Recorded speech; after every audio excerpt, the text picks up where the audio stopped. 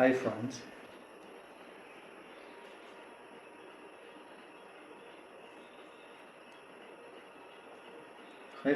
Welcome to Carpidem.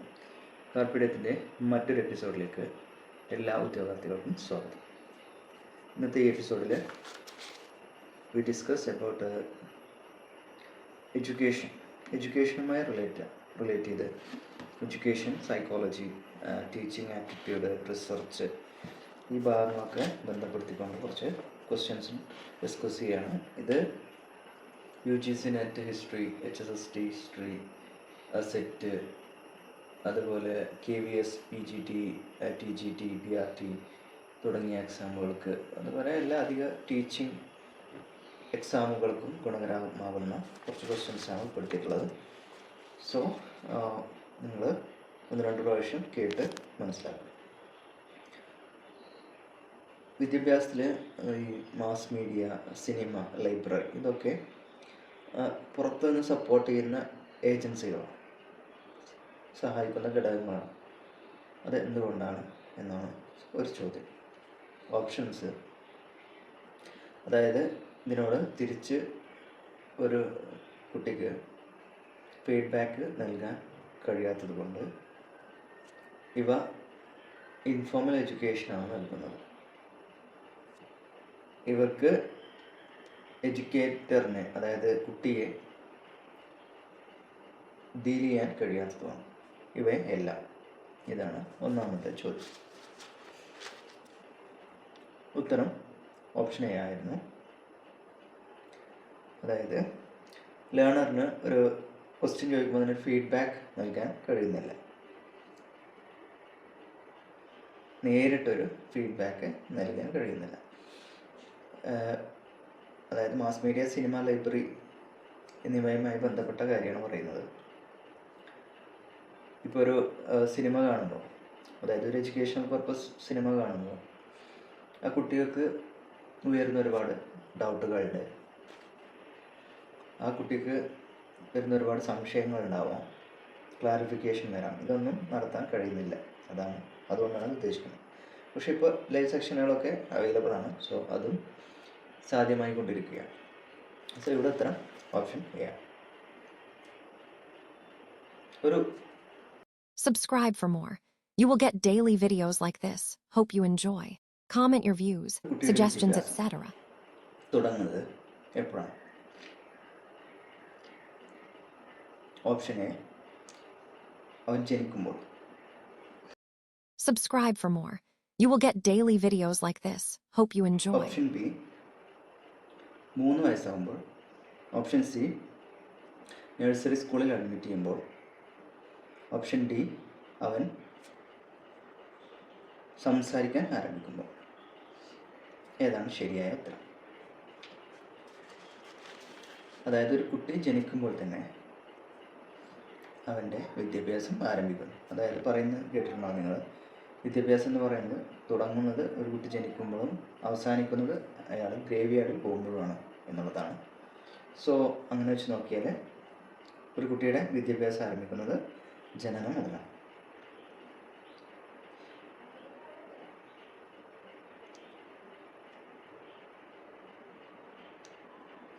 ഫാമിലിയാണ് യഥാർത്ഥ സാമൂഹിക ഇൻസ്റ്റിറ്റ്യൂഷൻ എന്നും അതിൽ നിന്നാണ് ബാക്കിയുള്ള എല്ലാ ഇൻസ്റ്റിറ്റ്യൂഷൻസും രൂപം കൊണ്ടിട്ടുള്ളതെന്നും പറഞ്ഞത് ആരാണ് ഈ ഒരു കൊട്ടേഷൻ പറഞ്ഞത്? Options: Brown, Ballard, MacIver, Ranke. Brown, Ballard, MacIver, Ranke. ഇതിലാരാണ് ഫാമിലിയാണ് യഥാർത്ഥ സാമൂഹിക ഇൻസ്റ്റിറ്റ്യൂഷൻ എന്നും അതിൽ നിന്നാണ് ബാക്കിയുള്ള എല്ലാ ഇൻസ്റ്റിറ്റ്യൂഷൻസും രൂപം കൊണ്ടതെന്നും പറഞ്ഞത് ആരാണ്? ഓപ്ഷൻ ബി, ബെല്ലാഡ് ആയിരുന്നു ഇത് പറഞ്ഞത്. ആരാണ്? ബെല്ലാഡ്. ഒരു സ്കൂളിൻ്റെ, 4ാമത്തെ ചോദ്യമാണ്, താഴെ പറയുന്നതിൽ ഒരു സ്കൂളിൻ്റെ ഫംഗ്ഷനുമായി ബന്ധപ്പെടാത്തത് ഏതാണെന്ന്. ഓപ്ഷൻസ് നോക്കാം.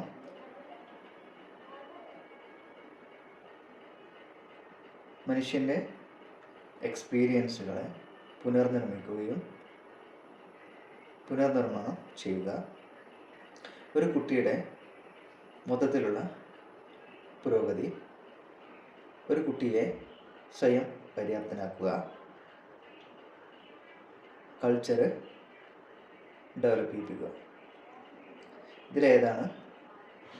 ഇതിലെല്ലാം ഭാഗമാണെന്ന് തോന്നും, പക്ഷേ ഇതിൽ മോസ്റ്റ് സ്യൂട്ടബിൾ എന്നാണ് നമ്മളെപ്പോഴും തിരഞ്ഞെടുക്കേണ്ടത്. കാരണം നൺ ഓഫ് ദി എബോവ് എന്ന് ഇല്ലെങ്കിൽ നിങ്ങളെപ്പോഴും മോസ്റ്റ് സ്യൂട്ടബിൾ സെലക്ട് ചെയ്യുക. പ്രൈമറി ഫങ്ഷൻസിൽ പെടാത്തത് ഏതാണെന്ന് വെച്ചാൽ ഓപ്ഷൻ ഡി ആണ്. അഡ്വാൻസ്മെൻറ്റ്, അതായത് കൾച്ചറിൻ്റെ ഡെവലപ്മെൻറ്റ് അല്ലെങ്കിൽ അഡ്വാൻസ്മെൻറ്റ് ഇതിൽപ്പെടുന്നതല്ല. 5ാമത്തെ ചോദ്യം, ഇൻ എ ഡെമോക്രാറ്റിക് കൺട്രി, അതായത് ഒരു ജനാധിപത്യ രാജ്യത്തിൽ എന്തായിരിക്കണം ഒരു സ്കൂൾ ചെയ്യേണ്ടത് എന്നാണ് ചോദ്യം. ഓപ്ഷൻ രാജ്യ താല്പര്യങ്ങൾ വളർത്തുന്നതിന്, അതുപോലെ ലോക്കലായിട്ടുള്ള താല്പര്യങ്ങൾ വളർത്തുക, ഇവയൊന്നുമല്ല. ഏതാണ്? രണ്ടും വേണമല്ലേ? അതായത് രാജ്യ താല്പര്യവും നമ്മുടെ അടുത്തുള്ള ചുറ്റുപാടിൻ്റെ താല്പര്യങ്ങളും എല്ലാം വളർത്തുന്നതായിരിക്കണം. 6ാമത്തെ ചോദ്യം, ഒരു വില്ലേജ് സ്കൂളിലെ ഒരു നല്ല ടീച്ചർ എന്ന് പറയുന്നത് എങ്ങനെയായിരിക്കണം എന്നാണ് 6ാമത്തെ ചോദ്യം. ഓപ്ഷൻ നോക്കാം. എ, കമ്മ്യൂണിറ്റി എക്സ്പീരിയൻസുകൾ ഒരു ക്ലാസ്സിലേക്ക് കൊണ്ടുവരുന്ന രീതിയിലുള്ള ആളായിരിക്കണം. കമ്മ്യൂണിറ്റിക്ക് ഉതകുന്ന രീതിയിലുള്ള ടീച്ചിങ് ഇൻസ്ട്രക്ഷൻസുകൾ നൽകാൻ കഴിയുന്ന ടീച്ചറാവണം. ക്ലാസ് റൂമിലെ എക്സ്പീരിയൻസുകളെ പുറത്തേക്ക്, അതായത് സമൂഹത്തിലേക്ക് അല്ലെങ്കിൽ കമ്മ്യൂണിറ്റിയിലേക്ക് കൊണ്ടുപോകാൻ കഴിയുന്ന രീതിയിലുള്ള ടീച്ചറായിരിക്കണം. ഇവയെല്ലാം. ഇങ്ങനെ 4 ഓപ്ഷനാണുള്ളത്. ഈ എല്ലാ രീതിയിലും വേണം. എങ്ങനെ വേണം? കമ്മ്യൂണിറ്റി എക്സ്പീരിയൻസുകളെ ക്ലാസ് റൂമിലേക്ക് കൊണ്ടുവരാൻ കഴിയണം. ക്ലാസ് റൂമിലെ എക്സ്പീരിയൻസ് കമ്മ്യൂണിറ്റിയിലേക്ക് കൊണ്ടുപോകണം. കുട്ടികളുടെ ഇഷ്ടത്തിനനുസരിച്ചുള്ള അല്ലെങ്കിൽ കമ്മ്യൂണിറ്റിയുടെ ഇൻട്രസ്റ്റ് അനുസരിച്ചിട്ടുള്ള പ്രോഗ്രാമുകൾ, അതായത് പഠിപ്പിക്കേണ്ട വിഷയങ്ങൾ അതനുസരിച്ച് നിലവാരമാക്കി മാറ്റാൻ കഴിയുന്ന ടീച്ചറായിരിക്കണം നല്ലൊരു ടീച്ചർ എന്ന് പറയും.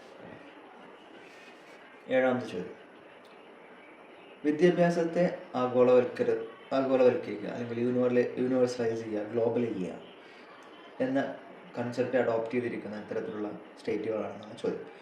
ഓപ്ഷൻ എ, പുരോഗമന ഈ മോഡേൺ സ്റ്റേറ്റുകൾ. 2, ജനാധിപത്യ രാജ്യങ്ങൾ അല്ലെങ്കിൽ ജനാധിപത്യ സ്റ്റേറ്റുകൾ. ടോട്ടാലിറ്റേറിയൻ സ്റ്റേറ്റുകൾ, മതപരമായ രാജ്യങ്ങൾ. ഇതിലേതാണ് യൂണിവേഴ്സലൈസേഷൻ ഓഫ് എഡ്യൂക്കേഷൻ അംഗീകരിച്ചിട്ടുള്ളത്? ഉത്തരം ഓപ്ഷൻ ബി, ഓപ്ഷൻ എ, പുതിയ എല്ലാ രാജ്യങ്ങളും മോഡേൺ സ്റ്റേറ്റുകളും അതാണ് ചെയ്യുന്നത്.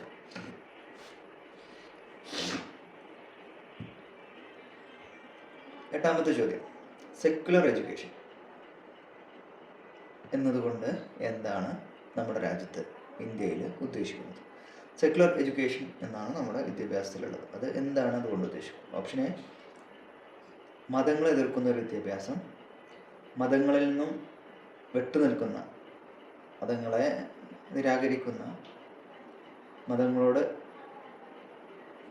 മതങ്ങളെ സ്വീകരിക്കാത്തൊരു വിദ്യാഭ്യാസം, എല്ലാ മതങ്ങൾക്കും ഒരുപോലെ തുല്യത കൊടുക്കുന്ന ഒരു വിദ്യാഭ്യാസം. ഇതിലേതാണ് സെക്യുലർ എഡ്യൂക്കേഷൻ കൊണ്ട് ഉദ്ദേശിക്കുന്നത്? ഓപ്ഷൻ ഡി, ഇതൊന്നുമല്ല. ഇതിലേതാണ് ശരി? ഏതാണ്? നമ്മുടെ രാജ്യം എന്ന് പറയുന്നത് ഒരു റിലീജിയസ് സ്റ്റേറ്റ് അല്ല, പക്ഷെ സെക്യുലർ സ്റ്റേറ്റാണ്. സെക്യുലർ സ്റ്റേറ്റ് ആണെങ്കിലും ഇന്ത്യ ഒരു റിലീജിയസ്ലി ടോളറൻറ്റ് സ്റ്റേറ്റാണ്. മതത്തെ നിരാകരിക്കാത്ത, മതങ്ങളെ ഉൾക്കൊള്ളുന്ന സ്റ്റേറ്റാണ്. പക്ഷേ മതങ്ങൾ തമ്മിൽ ഡിഫറൻസ് കാണിക്കാത്ത ഒരു രാജ്യം എന്നാണ് ഉദ്ദേശം. അതുകൊണ്ട് തന്നെ മതത്തെ നിരാകരിക്കുന്ന ഒരു സ്റ്റേറ്റ് അല്ല ഇത്. ഇവിടെ എല്ലാ മതങ്ങളെയും തുല്യമായി പരിഗണിക്കുന്നു. ഓപ്ഷൻ സി, എല്ലാ മതങ്ങൾക്കും തുല്യ പരിഗണന കൊടുക്കുന്ന ഒരു രാജ്യമാണ്. അതാണ് സെക്യുലർ വിദ്യാഭ്യാസത്തിലൂടെ ഇന്ത്യയിൽ ഉദ്ദേശിക്കുന്നത്. 9ാമത്തെ ചോദ്യം, സ്കൂളുകൾ ഒരു സാമൂഹിക സിസ്റ്റമായിട്ടിവിടെ അല്ലെങ്കിൽ സാമൂഹിക സിസ്റ്റത്തിൻ്റെ ഭാഗമായിട്ടിവിടെ പ്രവർത്തിക്കുന്നുണ്ട്. എന്തിനാണ് അത് അത്തരത്തിലുള്ളൊരു സാമൂഹിക സിസ്റ്റമായിട്ട് ഇവിടെ സ്കൂളുകൾ നിലനിൽക്കുന്നത് എന്നാണ് ചോദ്യം. ഓപ്ഷൻ എ, കൾച്ചറിനെ ട്രാൻസ്മിറ്റ് ചെയ്യാൻ. ഓപ്ഷൻ കൾച്ചറിനെ സംരക്ഷിക്കാൻ, കൾച്ചറിനെ ഡെവലപ്പ് ചെയ്യാനും. Option C. ഓപ്ഷൻ ഡി ഇതല്ല. സോ ഒരു സ്കൂൾ എന്ത് ചെയ്യണം? കൾച്ചറിനെ ഒരു തലമുറയിൽ നിന്നും മറ്റൊരു തലമുറയിലേക്ക് ട്രാൻസ്മിറ്റ് ചെയ്യണം. കൾച്ചറിനെ, നിലവിലുള്ള കൾച്ചറുകളെ പ്രിസർവ് ചെയ്യണം, നിലവിലുള്ള കൾച്ചറിനെ ഡെവലപ്പ് ചെയ്യുന്നു. ഇത്രയും കാര്യങ്ങൾ സ്കൂളിന് കർത്തവ്യമാണ്. സോ ഓൾ ഓഫ് ദീസ് എല്ലാം ശരിയാണ്. 10ാമത്തെ ചോദ്യം, സമൂഹം എന്ന് പറയുന്നത് ജനങ്ങൾ തമ്മിൽ ഉള്ള ഒരു കമ്മ്യൂണിക്കേഷൻ അല്ലെങ്കിൽ ഇൻട്രാക്ഷൻ, ഇതല്ലാതെ മറ്റതൊന്നുമല്ല എന്ന് അഭിപ്രായപ്പെട്ടത്. സമൂഹം എന്ന് പറയുന്നത് മനുഷ്യർ തമ്മിലുള്ള പരസ്പര ബന്ധമല്ലാതെ മറ്റൊന്നുമല്ല എന്ന് അഭിപ്രായപ്പെട്ടത് ആരാണ്? റോയിറ്ററാണ്. Option A Reuter, option B Cuber, option C Lapiere, option D Payne. ഉത്തരം ഓപ്ഷൻ എ റോയിറ്ററാണ്. റോയിറ്ററാണ് പറഞ്ഞത്. അദ്ദേഹം പറഞ്ഞത് എങ്ങനെയാണ്? Society is nothing but a process of interaction among people. 11ാമത്തെ ചോദ്യം, നല്ലൊരു സ്കൂൾ മോഡൽ എന്ന് പറയുന്നത് എത്തരത്തിലുള്ളതായിരിക്കണം എന്നാണ്. ഓപ്ഷൻ എ സൊസൈറ്റിയും വിദ്യാഭ്യാസവും തമ്മിലുള്ള നല്ലൊരു ബന്ധം വെച്ച് പുലർത്തുന്ന തരത്തിലുള്ള സ്കൂള്, വിദ്യാഭ്യാസത്തെ സ്വയം പര്യാപ്തമാക്കുന്ന തരത്തിലുള്ള ഒരു സ്കൂള്, എന്തിനേയും തുറന്ന മനോഭാവത്തോടെ കാണുന്ന ഒരു സമീപനമുള്ള സ്കൂൾ.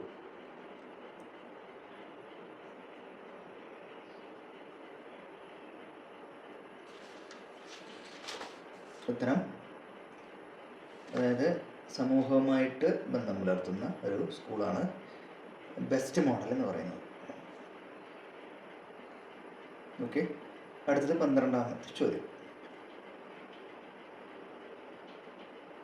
നമ്മുടെ രാജ്യത്ത് ഭരണഘടന അനുസരിച്ച് സാമൂഹികമായും വിദ്യാഭ്യാസമായും പിന്നോക്കം നിൽക്കുന്നവർക്ക് പ്രത്യേകം പ്രൊവിഷൻസുകൾ അനുവദിച്ചിട്ടുണ്ട്. അത് ഈ ഭരണഘടനയുടെ ഏത് ആർട്ടിക്കിൾ അനുസരിച്ചാണെന്നാണ് ചോദ്യം. അപ്പോൾ നിങ്ങൾ ആർട്ടിക്കിൾ കുറച്ച് കോൺസ്റ്റിറ്റ്യൂഷൻ അറിയുന്നവർ ഓപ്ഷൻ നോക്കുമ്പോൾ ഞാൻ പറയാം, ആദ്യം ഓപ്ഷൻ പറയാം. ഓപ്ഷൻ 29, 31, 15, 19. സോ ഇത് ഒരു സ്പെഷ്യൽ പ്രൊവിഷനാണ്. അപ്പോൾ ഈക്വാലിറ്റിയുമായി ബന്ധപ്പെട്ട ഒരു ആർട്ടിക്കിളായിരിക്കും വരിക. സോ റൈറ്റ് ടു ഈക്വാലിറ്റി നോക്കുക, അപ്പോൾ അതിൽ വരുന്നതായിരിക്കും. സോ ഇവിടെ ഓപ്ഷനിൽ നമുക്ക് 15ഉം 19ഉം ഉണ്ട്. Equality of equal opportunity regardless of caste, birth അതൊക്കെ പറയുന്നത് 15ലാണ്. സോ അതായിരിക്കണം, അവിടെയാണ് സ്പെഷ്യൽ പ്രൊവിഷൻസ് നൽകുക. ആ ഒരു ആർട്ടിക്കിളിൻ്റെ കൂടെ തന്നെ ആയിരിക്കും നൽകുക എന്ന് മനസ്സിലാക്കും. അപ്പോൾ അതാണ് ഉത്തരം, ഓപ്ഷൻ സി 15. 13ാമത്തെ ചോദ്യം, religious education is prohibited in government schools and colleges. മതപരമായ വിദ്യാഭ്യാസ സ്ഥാപനങ്ങൾ, അതായത് ഗവൺമെൻറ് നടത്തുന്ന സ്കൂളുകളിൽ, ഇൻസ്റ്റിറ്റ്യൂഷനുകളിലൊന്നും മതപരമായിട്ടുള്ള വിദ്യാഭ്യാസം നൽകാൻ പാടില്ല എന്ന് പറഞ്ഞിരിക്കുന്ന ആർട്ടിക്കിൾ ഏതാണ്? Option A 29, B 28-1, C 39-2, D 15-A. അപ്പോൾ ഇത് മതപരമായ റൈറ്റിലായിരിക്കും വരിക. സോ അങ്ങനെ വരുന്നത് ഏതാണ്? 28-1. 14ാമത്തെ ചോദ്യം, റിലീജിയസ് ആൻഡ് ലിംഗ്വിസ്റ്റിക് മൈനോറിറ്റീസ് ഉണ്ട്. ഈ ഒരു മതപരമായിട്ടുള്ളതും ഭാഷാപരമായിട്ടുള്ള മൈനോറിറ്റികളുണ്ട്. അവർക്ക് അവരുടേതായ രീതിയിലുള്ള സ്കൂളുകൾ നടത്താൻ ഇന്ത്യൻ ഭരണഘടന അവകാശം നൽകുന്നുണ്ട്. അത് ഏത് ആർട്ടിക്കിൾ അനുസരിച്ചാണെന്നാണ് ചോദ്യം. Option A 30-1, option B 31-2, option C 40, option D 41. ഇതൊരു ഫണ്ടമെൻ്റൽ റൈറ്റിൻ്റെ ഭാഗമാണ്. സോ അത് ആളുകൾക്ക് അറിയായിരിക്കും. Option A 30-1. അടുത്തത് ആർട്ടിക്കിൾ 351 എന്തുമായി ബന്ധപ്പെട്ടതാണെന്നാണ് ചോദ്യം. ഓപ്ഷൻ എ ട്രൈബലുകളുടെ വിദ്യാഭ്യാസം ഹിന്ദി പ്രൊമോട്ട് ചെയ്യുന്നതുമായി ബന്ധപ്പെട്ട്, സെക്യുലറിസം മതനിരപേക്ഷത പ്രൊമോട്ട് ചെയ്യുന്നതുമായി ബന്ധപ്പെട്ടത്, ഇംഗ്ലീഷിനെ ഒഫീഷ്യൽ ലാംഗ്വേജ് ആയിട്ട് പരിഗണിക്കുന്നതുമായി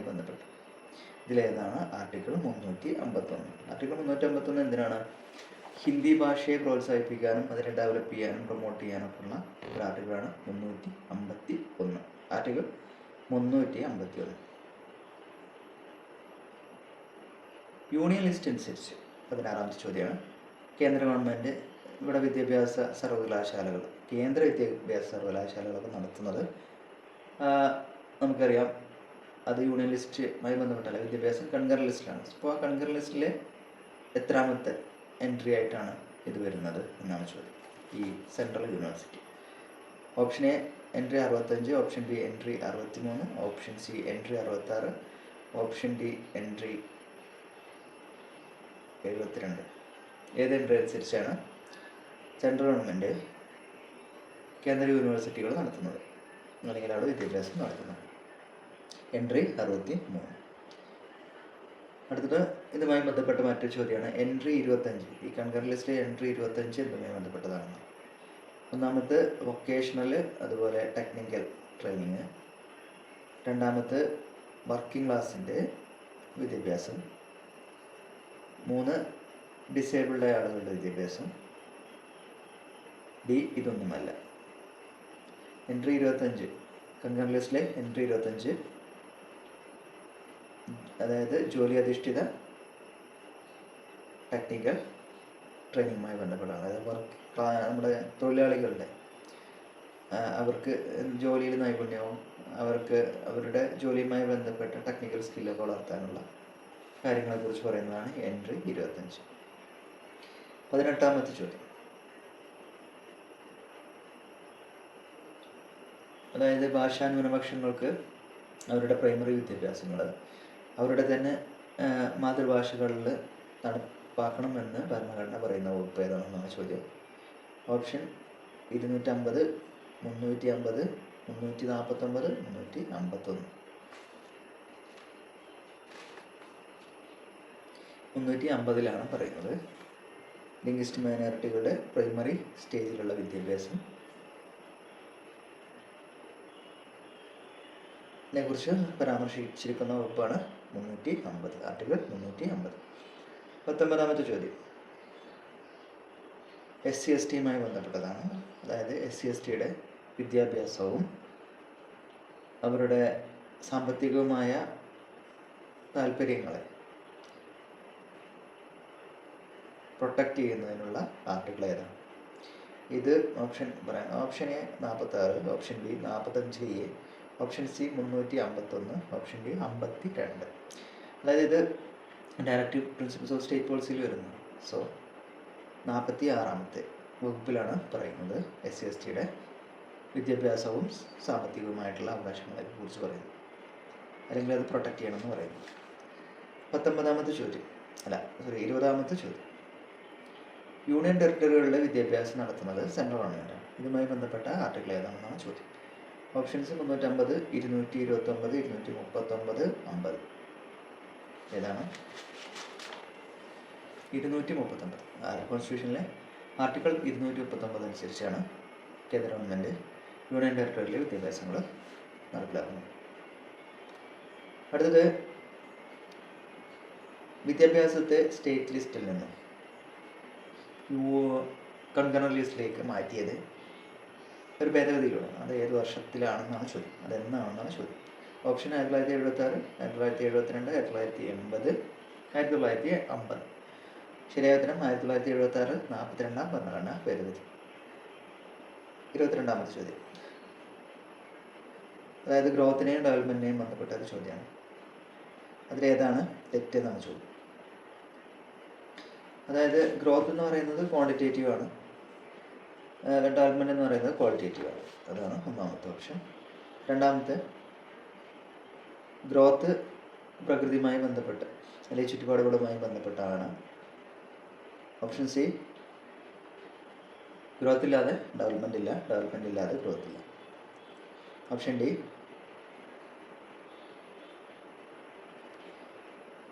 ഗ്രോത്ത് എന്ന് പറയുന്നത് ഒരാളുടെ ജനിതകവും ജന്മനാ ഉള്ള കാര്യങ്ങളുമായി ബന്ധപ്പെട്ടതാണ് എന്നാണ്. ഇതിലേതാണ് തെറ്റ് എന്നാണ് ചോദ്യം.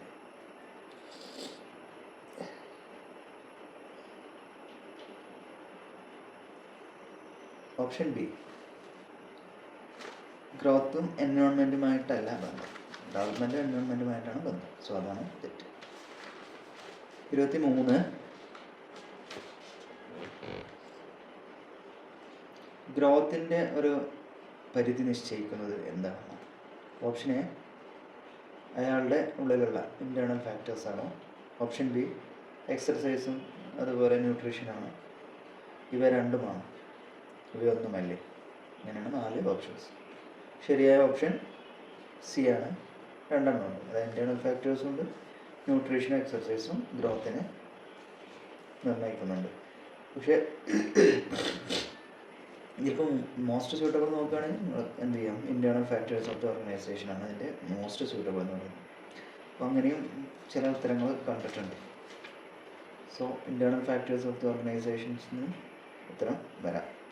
ഡെവലപ്മെൻറ്റിൻ്റെ കാര്യത്തിലാണ് കൂടുതൽ ന്യൂട്രീഷൻ ആൻഡ് എക്സർസൈസ് വന്നു കണ്ടിട്ടുള്ളത്.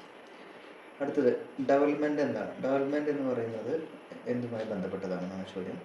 ഓപ്ഷൻ മെച്ചുറേഷൻ, പഠനം, എബിലിറ്റീസുമായി ബന്ധപ്പെട്ട് ഇവയല്ല. ഡെവലപ്മെൻറ്റിന് മെച്ചുറേഷൻ ഉണ്ട്, അതുപോലെ ലേണിംഗ് ഉണ്ട്, എബിലിറ്റീസിൻ്റെ ഒക്കെ ഒരു കൂടിക്കലരലുണ്ട്. ഇതൊക്കെ കൂടിയതാണ് ഡെവലപ്മെൻറ്റ്. 25ാമത്തെ ചോദ്യം, എപ്പോഴാണ് ഒരു ഡെവലപ്മെൻറ്റ് നടക്കുന്നത്? ഓപ്ഷൻ, ഒരു ഓർഗാനിസത്തിൽ അതിൻ്റെ ചുറ്റുപാടിൽ ഒരുപാട് ഫോഴ്സുകളുണ്ട്, അത് വർക്ക് ചെയ്യുമ്പോൾ, അതുപോലെ ചുറ്റുപാടുള്ള ഫോഴ്സുകൾ ഈ ഹെറിഡിറ്ററി ഫോഴ്സുകളുണ്ടല്ലോ അതുമായി ബന്ധപ്പെടുമ്പോൾ ഇവയൊന്നുമല്ല. അതായത് ഈ എൻവയോൺമെൻറ്റൽ ഫോഴ്സസ് ഈ ഓർഗനൈസത്തിൽ വർക്ക് ചെയ്യുമ്പോഴും, അതുപോലെ എൻവയോൺമെൻറ്റ് ഫോഴ്സ് ഈ ഹെറിഡിറ്ററി ഫോഴ്സുമായിട്ടുള്ള ബന്ധപ്പെടുമ്പോഴാണ് ഡെവലപ്മെൻറ്റ് നടക്കുന്നത്. ഡെവലപ്മെൻറ്റ് ഇത് രണ്ടും ആവശ്യം. അടുത്തത് 26, ഡെവലപ്മെൻറ്റുമായി ബന്ധപ്പെട്ട് ശരിയായതെന്നാണ് ചോദ്യം. എക്സർസൈസിലൂടെ ന്യൂട്രീഷനിലെയും ഡെവലപ്മെൻറ്റ് ഉണ്ടാക്കാൻ കഴിയുമെന്ന് പറയുന്നു. ഡെവലപ്മെൻറ്റ് ചിലപ്പോൾ പോസിറ്റീവ് ആവും, ചിലപ്പോൾ നെഗറ്റീവ് ആവും.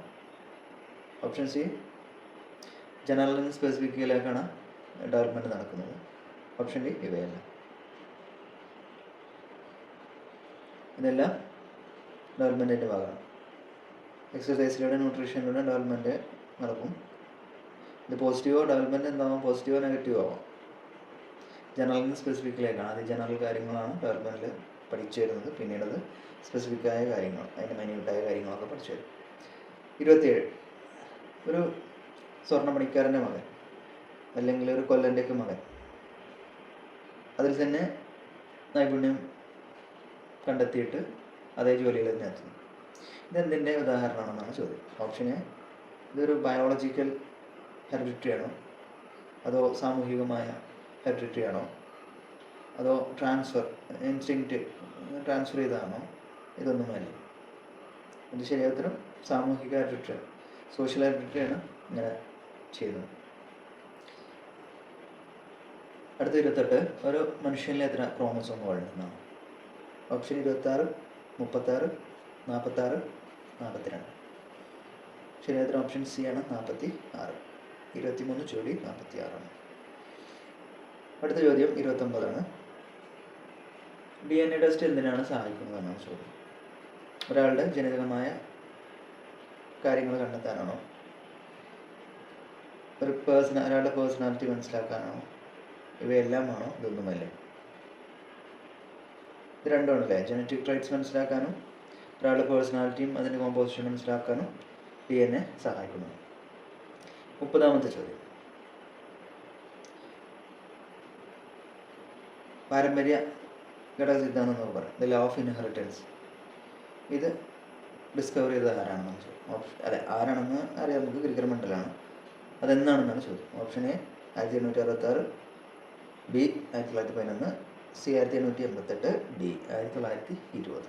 ഉത്തരം ഓപ്ഷൻ എ 1866. 31ാമത്തെ ചോദ്യം. ഈ സെഷനിൽ 50 ചോദ്യമുള്ളത്. നിങ്ങൾക്ക് മനസ്സിലാണെങ്കിൽ വീണ്ടും കേട്ട് മനസ്സിലാക്കും. പേഴ്സണാലിറ്റി ട്രൈറ്റുകളുമായി ബന്ധപ്പെട്ടൊരു ചോദ്യമാണ്. അതുമായി ബന്ധപ്പെട്ട് ഈ പേഴ്സണാലിറ്റി ട്രൈറ്റുമായി ബന്ധപ്പെട്ട് ഏതാണ് ശരിയായ സ്റ്റേറ്റ്മെൻറ്റ് എന്നാണ് ചോദ്യം.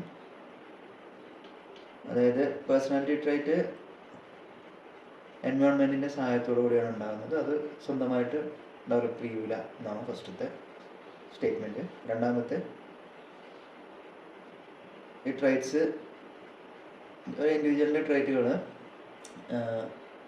സ്വാധീനിക്കുന്നത് അതിൻ്റെ ജനിതകമായ ഒരാളുടെ ജനിതകമായ അല്ലെങ്കിൽ അയാളുടെ ജനിതകമായ ഘടകങ്ങളാണ്.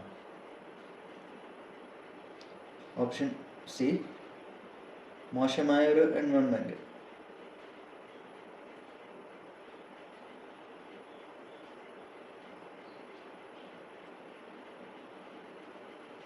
നല്ല ഇൻഹെറിറ്റൻസിനെ ഇല്ലാതാക്കാൻ മോശം ചുറ്റുപാടുകൾക്ക് കഴിയും.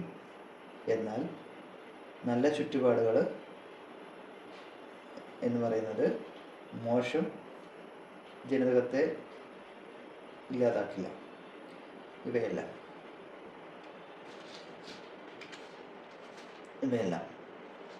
മോസ്റ്റ്ലി ഇവയെല്ലാം എന്ന് പറയുന്നതൊക്കെ ശരിയായിരിക്കും. അപ്പോൾ അങ്ങനെ നോക്കെ നിങ്ങൾ മാക്സിമം ഒന്ന് വായിച്ചു നോക്കിയാൽ ചെറിയ ബന്ധം തോന്നുന്നുണ്ടെങ്കിൽ ഇവയെല്ലാം ആയിരിക്കും ഉത്തരം. 32 ശൈശവഘട്ടത്തെക്കുറിച്ചാണ്. ശൈശവഘട്ടത്തിൻ്റെ സവിശേഷതയുമായി ബന്ധപ്പെട്ട ചോദ്യം. ഓപ്ഷൻ എ, ശാരീരിക വളർച്ച വ്യത്യസ്തമാണ്. ശാരീരിക വളർച്ച പെട്ടെന്നാണ്. തലയുടെ വളർച്ച മറ്റു പാർട്ടുകളെ ബന്ധിച്ച് നോക്കുമ്പോൾ വളരെ പതുക്കെയാണ് നടക്കുന്നത്. ഇവയെല്ലാം ഇവിടെയാണ് നമുക്ക് ഇവയെല്ലാമിൻ്റെ മറ്റൊരു സവിശേഷത. ഇവയെല്ലാം തന്നെയാണ് ഇവിടെ ഉത്തരം. ഇതിൻ്റെ ക്യാരക്ടറിസ്റ്റിക്സ് ഞാൻ ഒരു 3 പറയാം.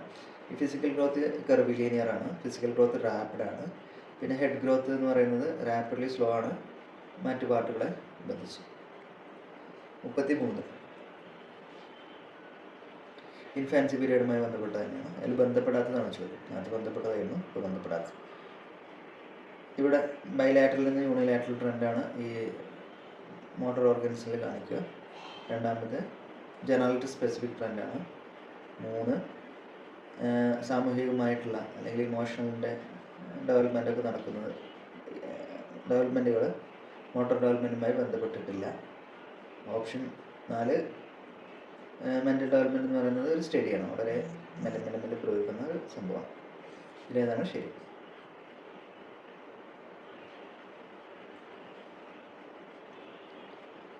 അതായത് ഇമോഷണൽ അല്ലെങ്കിൽ സാമൂഹികമായിട്ടുള്ള ഡെവലപ്മെൻറ്റ് മോട്ടോർ ഡെവലപ്മെൻറ്റുമായി ബന്ധപ്പെട്ടിട്ടുണ്ട്. സോ അതാണ് ഇതിൽ ബന്ധപ്പെടാത്തത്. നോട്ട് അസോസിയേറ്റഡ് എന്നാണ് ഇവിടെ, സോ അസോസിയേറ്റഡ് ആണ്. അപ്പോൾ ഇതിൽ പെടാത്തത് അതാണ്. 34 which of the following illustrates conceptual development. Conceptual ഡെവലപ്മെൻറ്റിനെ ഇല്ലുസ്ട്രേറ്റ് ചെയ്യുന്ന ഏതാണെന്നാണ് ചോദ്യം. ഓപ്ഷൻ എ, കൺസെപ്റ്റ് ഫോർമേഷൻ്റെ ഫസ്റ്റ് എന്ന് പറയുന്നത് പെർസെപ്ഷൻ ആണെന്ന് പറയുന്നു. രണ്ടാമത്തെ, എക്സ്പീരിയൻസ് മാറുമ്പോൾ കൺസെപ്റ്റ് ചേഞ്ച് ചെയ്യുന്നു എന്ന് പറയുന്നു. ഓപ്ഷൻ സി, വയസ്സിനനുസരിച്ച് ഈ കൺസെപ്റ്റുകൾ മാറ്റുണ്ടാവുമെന്ന് പറയുന്നു. ഇവയെല്ലാം ഇവിടെയും ഇവയെല്ലാമാണ്. അടുത്ത 35 ഫിസിക്കൽ ഡെവലപ്മെൻറ്റിനും ശാരീരിക വളർച്ചക്കും അതുപോലെ ഭാഷാ വികാസത്തിനും ഒരേ ക്യാരക്ടറിസ്റ്റിക്സ് ഉണ്ട്. അതെന്താണെന്നാണ് ചോദ്യം.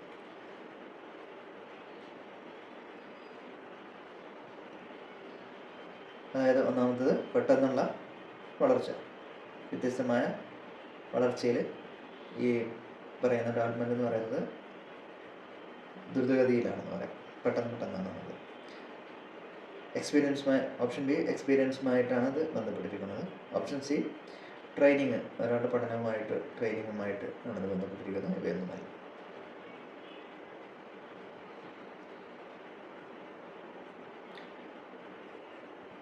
അതായത് വ്യത്യസ്ത വയസ്സുകളിൽ ഈ ഇതിൻ്റെ പുരോഗതി വ്യത്യസ്തമായ രീതിയിലാണെന്ന് പറയാം, അല്ലെങ്കിൽ എന്താ ദ്രുതഗതിയിലാണെന്ന് പറയാം. 36 ഇമോഷണൽ ഡെവലപ്മെൻറ്റുമായി ബന്ധപ്പെടാത്ത സ്റ്റേറ്റ്മെൻറ്റാണ് ചോദ്യം. ഒന്നാമത്തെ, ഇമോഷൻ ശാരീരിക വളർച്ചയുമായി ബന്ധപ്പെട്ടിരിക്കുന്നു. ഒരാളുടെ ഒരു കുട്ടിയുടെ ജനനം മുതൽ ഇമോഷൻസ് ആരംഭിക്കുന്നു. ഏർലി ചൈൽഡ്ഹുഡിൽ ഇമോഷൻസിൻ്റെ ഇൻറ്റൻസിറ്റി കൂടുതലാണ്. ഫിസിക്കൽ ഡെവലപ്മെൻറ്റുമായി ഇമോഷനൊരു ബന്ധവുമില്ല. സോ ഇതിൽ ബന്ധപ്പെടാത്തതാണ് ചോദ്യം. അപ്പോൾ ഓപ്ഷൻ ഡി എന്താണ്? ഫിസിക്കൽ ഡെവലപ്മെൻറ്റുമായി ഇമോഷന് ബന്ധമില്ല എന്നുള്ളതാണ് തെറ്റായ പ്രസ്താവന. 37. ഒരു കുട്ടിയുടെ ബ്രെയിനിൻ്റെ വളർച്ച 3/4 ഭാഗവും എത്തുന്നത് എത്ര വയസ്സോടുകൂടി? Option A 2.5, option B 2, option C 6, option D 8. പൂർണ്ണ വളർച്ചയോടെ അടുക്കുന്നത് അല്ലെങ്കിൽ ഏകദേശം പൂർണ്ണമായിട്ട് 3/4 ഭാഗത്തോളം വളർച്ച എത്തുന്നത് 2 വയസ്സോടുകൂടി തന്നെ എത്തും. 38. സാമൂഹിക ഡെവലപ്മെൻറ്റ് ഒരു കുട്ടിയുടെ അല്ലെങ്കിൽ ഒരു ശിശുവിൻ്റെ സാമൂഹിക വികാസവുമായി ബന്ധപ്പെട്ട കാര്യങ്ങളാണ് പ്രസ്താവനയിൽ പറയുന്നത്. ശരിയായത് ഏതാണെന്ന് കണ്ടെത്തുക. ഒന്നാമത്തെ, മറ്റുള്ളവരുമായിട്ടുള്ള കുട്ടിയുടെ ഇൻട്രാക്ഷൻ. അതായത് ഒരു കുട്ടിക്ക് മറ്റുള്ളവരുമായി ഇൻട്രാക്ഷന് ഒരു ചാൻസ് കിട്ടിയാൽ അത് കുട്ടിയുടെ സോഷ്യൽ ഡെവലപ്മെൻറ്റിനെ പോസിറ്റീവായിട്ട് വരുക എന്നുള്ളതാണ്. രണ്ടാമത്തെ, ലവ് അഫെക്ഷൻ, കുട്ടിയോട് കാണിക്കുന്ന വാത്സല്യവും സ്നേഹവും. ഓപ്ഷൻ സി, മറ്റുള്ളവരെ എത്രമാത്രം ഈ കുട്ടിക്ക് അട്രാക്റ്റ് ചെയ്യാൻ കഴിയുന്നുണ്ട് എന്നതുമായി ബന്ധപ്പെട്ട്. ഓപ്ഷൻ ഡി ഇതെല്ലാം ഉത്തരം. മറ്റുള്ളവരുമായിട്ടുള്ള ഇൻട്രാക്ഷൻ, അതുപോലെ ലവ് അഫെക്ഷൻ, പിന്നെ അട്രാക്റ്റ് ചെയ്യാൻ കഴിയുന്ന കാര്യം, ഇതൊക്കെ ബന്ധപ്പെട്ടിരിക്കും. 39. കുട്ടി സെൽഫ് സെൻറ്റേർഡായിട്ട് ഏത് സ്റ്റേജിലാണ് കൂടുതലായിട്ട് കാണുന്നതെന്നാണ് ചോദ്യം. Option A infancy, option B early childhood, option C adolescent, option D adulthood. ഏത് സ്റ്റേജിലാണ്? ഇൻഫാൻസി, ശൈശവത്തിലാണ് കുട്ടി ഇത് ഒരു സെൽഫ് സെൻറ്റേർഡായിട്ട് കാണുന്നത്. എല്ലാം തനിക്ക്, ഈ ലോകം തന്നെ തനിക്ക് വേണ്ടിയിട്ടാണ് എന്നുള്ളൊരു ചിന്ത. 40. In the period of infancy, ഈ പറയുന്ന ശൈശവത്തിൽ ഇമോഷൻസ്, ഒരു കുട്ടിയുടെ ഇമോഷൻസ് എങ്ങനെയായിരിക്കും? ഓപ്ഷൻ എ തീവ്രമായിരിക്കും, എപ്പോഴും ഉണ്ടാവും, എപ്പോഴും മാറിക്കൊണ്ടിരിക്കും. ഓപ്ഷൻ ബി ഒരു ഓപ്പൺ ബുക്ക്, തുറന്ന പുസ്തകം മാതിരിയായിരിക്കും. ഓപ്ഷൻ സി അവൻ്റെ ആവശ്യകതകൾ മുൻനിർത്തിയിട്ടുള്ളതായിരിക്കും. ഓപ്ഷൻ ഡി ഇവയെല്ലാം. ഇത് എല്ലാ രീതിയിലായിരിക്കും, വ്യത്യസ്തമാണ്. ഒരു ഓപ്പൺ ബുക്ക് പോലെയാണ്, നീഡ് ബേസിനനുസരിച്ച് മാറിക്കൊണ്ടിരിക്കും. ഇതെല്ലാം ശരിയാണ്. ഒരു കുട്ടിയിൽ, ഒരു ശിശുവിൽ ഏത് ഭാഗമാണ് പെട്ടെന്ന് വളരുന്നത് അല്ലെങ്കിൽ റാപ്പിഡ് ഗ്രോത്ത് കാണിക്കുന്ന ഭാഗം ഏതാണ്? ഓപ്ഷൻ എ ഹാൻഡ്, ഹെഡിൻ്റെ വളർച്ച, കാലിൻ്റെ വളർച്ച, ഫിംഗേഴ്സിൻ്റെ, വിരലുകളുടെ വളർച്ച. ഇതിലേതാണ് പെട്ടെന്ന് റാപ്പിഡായിട്ട് വളരുന്നത്? ലെഗ്സാണ് പെട്ടെന്ന് വളരുന്നത്. അതുകൊണ്ടാണ് ആ കുട്ടിക്ക് നീളം കൂടിയതായിട്ട് തോന്നുന്നത്. സോ ഗ്രോത്ത് ഓഫ് ലെഗ്സ് ആണ്. 42. സാധാരണ ഒരാളുടെ വിദ്യാഭ്യാസ ചുറ്റുപാടുകളിൽ മറവി ഉണ്ടാവും. ഇതിന് കാരണം എന്താണെന്ന് പറയും? കുട്ടികളുടെ മറവിയാണ്, വലിയവരുടെ അല്ല. ഓപ്ഷൻ എ അതൊരു പ്രാക്ടീസിൻ്റെ കുറവുകൊണ്ടാണ്, അതായത് കുറേ കാലയളവിൽ പ്രാക്ടീസ് ഇല്ലാത്തതുകൊണ്ടാണ്. മറ്റുള്ള ഇപ്പോൾ ഒരു എക്സ്ട്രാ അഡീഷണൽ മെറ്റീരിയൽസുമായിട്ട് കുട്ടിക്ക് ബന്ധപ്പെടാൻ കഴിയാത്തത് കൊണ്ടാണോ? ഈ മെമ്മറി ട്രേസുകളുണ്ടല്ലോ, അതിനെ കുട്ടിക്ക് കൺസോൾട്ടേറ്റ് ചെയ്ത് കൺട്രോൾ ചെയ്യാൻ കഴിയാത്തത് കൊണ്ടാണ്. Option D all of this. ഇവിടെയും ഓപ്ഷൻ ഡി എല്ലാം. പ്രാക്ടീസ് ഇല്ലാത്തതുകൊണ്ടാണ്. കാരണം ഒരേ സാധനം പ്രാക്ടീസ് ചെയ്തുകൊണ്ടിരിക്കുകയാണെങ്കിൽ കുട്ടിക്ക് മറവുണ്ടാവില്ല. അപ്പോൾ ഒരേ കാലം കഴിഞ്ഞിട്ടായിരിക്കും അടുത്തൊരു സാധനം അതേ സെയിം സാധനം കിട്ടുന്നതെന്ന് മറന്നു പോകാം. പിന്നെ ഇതുമായി ബന്ധപ്പെട്ട മെറ്റീരിയൽസ് കിട്ടാത്തതുകൊണ്ടായിരിക്കാം. സെയിം സാധനം റിലേറ്റ് ചെയ്യാൻ പറ്റുന്ന സാധനങ്ങൾ കിട്ടാത്തതുകൊണ്ടായിരിക്കും. പിന്നെ അതുപോലെ മെമ്മറി ട്രേസുകൾ കൺസോൾട്ടേറ്റ് ചെയ്യാൻ കഴിയാത്തതുകൊണ്ടാണ്. സോ ഇവയെല്ലാം ശരി. 43. ഒരു കുട്ടിക്ക് സൈസ്, വെയിറ്റ്, കളറ്, ടൈം ഇതൊക്കെ മനസ്സിലാക്കാൻ കഴിയുന്നത് ഏത് വയസ്സ് മുതലാണ്?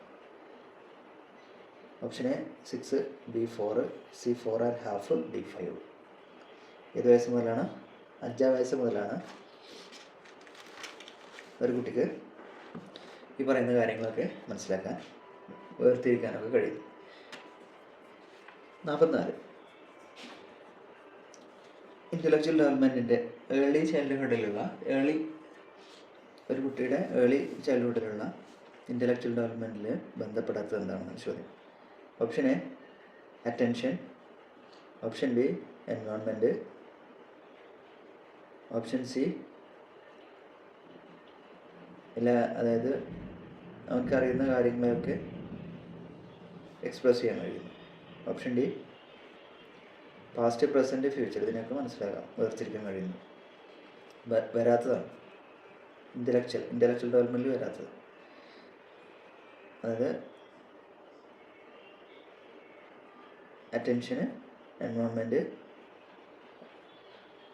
അതായത് അറ്റൻഷൻ വർദ്ധിക്കുക, പിന്നെ എൻവയോൺമെൻറ്റിനെ മനസ്സിലാക്കാൻ കഴിയുക അല്ലെങ്കിൽ എക്സ്പ്ലോർ ചെയ്യാൻ കഴിയുക.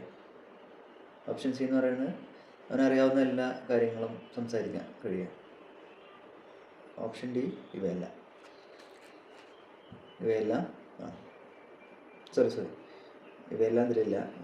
പാസ്റ്റ് പ്രസൻറ്റ് ഫ്യൂച്ചറിന് ഓപ്ഷൻ ഡി പാസ്റ്റ് ഭാവി ഭൂത വർത്തമാന കാലങ്ങളെ മനസ്സിലാക്കാൻ കഴിയും. ഇപ്പോൾ ഭാവി ഭൂതകാലങ്ങളൊക്കെ വർത്തമാനം കഴിയാൻ നോക്കൊരു ഇൻ്റലക്ച്വൽ ഡെവലപ്മെൻ്റ് ആണല്ലേ. പക്ഷേ അറിയുന്ന കാര്യങ്ങളൊക്കെ സംസാരിക്കാൻ കഴിയുന്നു എന്നുള്ളത് ഒരിക്കലും ഒരു ഇൻ്റലക്ച്വൽ ഡെവലപ്മെൻ്റ് അല്ല. എൻവയോൺമെൻറ്റിനെ എക്സ്പ്ലോർ ചെയ്യാൻ കഴിയുന്നതും അറ്റൻഷൻ വർദ്ധിപ്പിക്കുന്നതും ഒക്കെ ഒരു ഇൻ്റലക്ച്വൽ ഡെവലപ്മെൻറ്റ് ഭാഗം. അടുത്തത് 45 സാമൂഹിക ഡെവലപ്മെൻറ്റ്.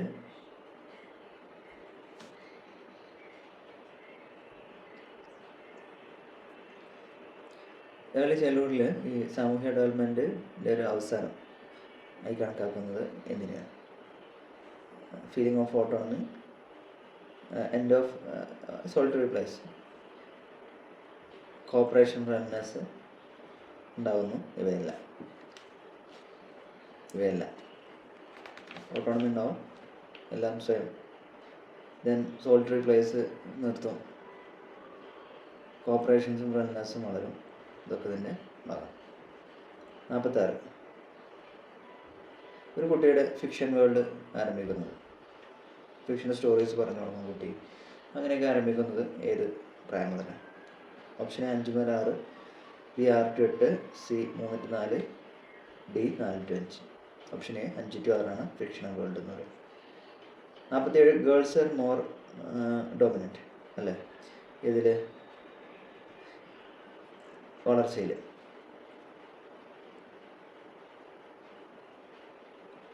ഏത് കാലഘട്ടത്തിലാണ് പെൺകുട്ടികൾ ആൺകുട്ടികളെ അപേക്ഷിച്ച് സാമൂഹിക സിറ്റുവേഷനുകളിൽ കൂടുതലായിട്ടുള്ള ഒരു ഡോമിനേറ്റിംഗ് ആയിട്ട് കാണപ്പെടുന്നത് ഏത് സ്റ്റേജിലാണ്? Option pre adolescent, option B early childhood. ഇവ രണ്ടിലും ഇവയിലൊന്നുമല്ല. അപ്പോൾ pre adolescent period, early childhood മുതൽ പ്രീ അഡോളസെൻ്റ് വരെ പെൺകുട്ടികൾക്ക് സാമൂഹിക സിറ്റുവേഷനിൽ ഈ പറയുന്ന ഒരു ഡോമിനേറ്റ് ആൺകുട്ടികളെ അപേക്ഷിച്ച് കാണുന്നു. പിന്നീട് അതങ്ങ് മാറണം. 48 ഏർലി ചൈൽഡ്ഹുഡിൽ കുട്ടിക്ക് തൻ്റെ ഇമോഷൻസ്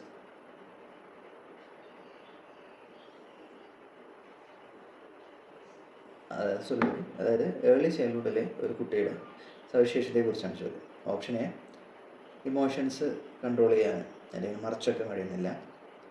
ഓപ്ഷൻ ബി പെട്ടെന്ന് ഫ്രീക്വൻ്റ് ആയിട്ടും ഇങ്ങനെ ഇമോഷൻസ് മാറിക്കൊണ്ടിരിക്കും.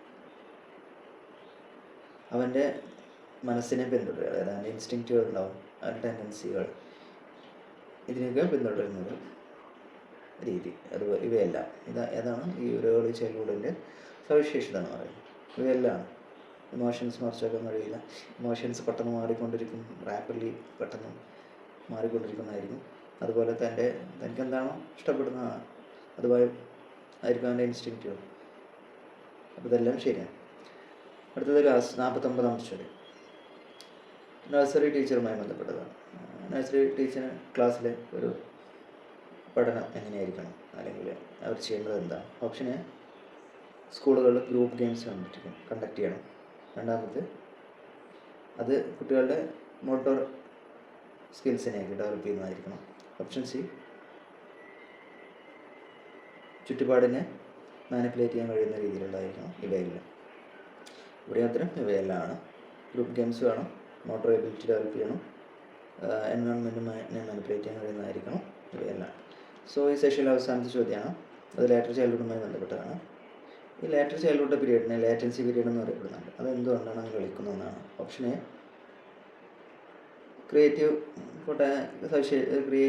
ക്രിയേറ്റീവായിട്ടുള്ള പൊട്ടൻഷ്യൽസൊക്കെ വളരെ കുറവാണ്, അല്ലെങ്കിൽ അതില്ല, നിശബ്ദമാണ്. അതുപോലെ ലിംഗഭേദം എന്ന് പറയുന്നതും ഇല്ല, ഇത്തരവസ്ഥയാണ്. ഓപ്ഷൻ സി, ഈ പീരീഡ് ഇത് ഇനാക്ടിവിറ്റി പീരീഡാണ്. ഓപ്ഷൻ ഡി, ഇവയെല്ലാം. സോ ഇവിടെയാണ് നമ്മൾ ഇവയെല്ലാം എന്ന് മാറുന്നത്. ഇവിടെ നമുക്ക് ഇതിലേറ്റവും ആപ്റ്റായിട്ടുള്ളത് സെക്സ്, അതായത് അതിൻ്റെ ലിംഗ ഡിഫറൻസ് എന്ന് പറയുന്നത് അവിടെ ഇല്ല. ഏത് later childhood sex remains dormant. So അത്രയേ ഉള്ളൂ. നിങ്ങൾ 1-2 പ്രാവശ്യം കേട്ടുകൊണ്ടിരിക്കുക. 50 ചോദ്യമുള്ള അടുത്തൊരു സെറ്റായിട്ട് അടുത്ത ദിവസം ഉടനെ വരുന്നതാണ്. നിങ്ങൾക്കിത് ഉപകാരപ്രദമെന്ന് തോന്നുകയാണെങ്കിൽ കമൻറ്റ് ചെയ്യുക. സെക്ഷൻ 2 തുടരുന്നതായിരിക്കും. ഇത് വ്യത്യസ്തമായിട്ടുള്ള നമ്മുടെ ടീച്ചിങ് എക്സാമുകൾക്ക് നിങ്ങളെ ഹെൽപ്പ് ചെയ്യും. HSA മുതൽ കേന്ദ്ര വിദ്യാലയ, സെറ്റ്, നെറ്റ് പോലുള്ള എല്ലാ എക്സാമുകൾക്കും ഇത് ഹെൽപ്പായിരിക്കുമെന്ന് വിശ്വസിക്കുന്നു. സോ ഇഷ്ടപ്പെട്ടാലൊരു ലൈക്ക് തരിക. എന്തെങ്കിലും സംശയം ഉണ്ടെങ്കിൽ കമൻറ്റ് ചെയ്യുക. നിങ്ങളുടെ സംശയമോ പരാതികളോ എന്തുണ്ടെങ്കിലും നിങ്ങൾക്ക് കമൻറ്റ് ചെയ്യുക. സജഷൻസൊക്കെ കമൻറ്റ് ചെയ്യുക. Okay, thank you for this day.